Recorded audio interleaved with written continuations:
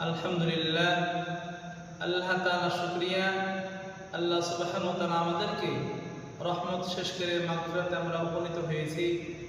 এই জন্য রব্বি কারীমের দরবারে শুকর আদায় করি। আলহামদুলিল্লাহ।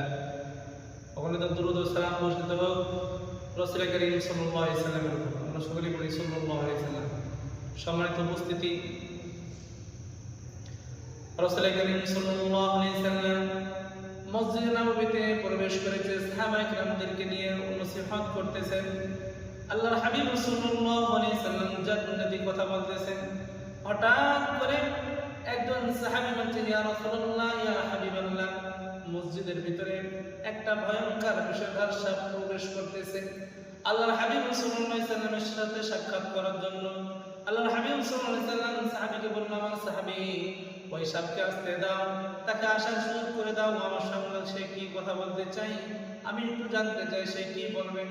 ওই সাপ এসে বলতেছে, ইয়া রাসূলুল্লাহ, ইয়া হাবিবাল্লাহ, আপনি আপনার সকল সাহাবায়ে কিরামদেরকে আপনি জানিয়ে দিন, অবগত করুন, যখন খাবার গ্রহণ করবে, যখন গোশত তারা খাইবে, তখন যেন গোশত খাওয়ার পূর্বে যেন বিসমিল্লাহির রহমানির রহিম পড়ে যেন গোশত যেন খায়।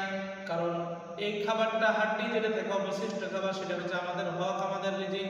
কারণ আপনার যখন সাহাবায়ে কিরামরা বিসমিল্লাহ বলে যখন ওই খাবারটা যখন খাবে, আমরা ওই হাড্ডিটা যখন হাতে নিব, রব্বে কারীম আমাদেরকেও ওই হাড্ডিটা নেওয়ার সঙ্গে সঙ্গে আল্লাহ পাক রব্বুল আলামিন আমাদেরকেও সমপরিমাণ রিজিক দান করেন। সুবহানাল্লাহ।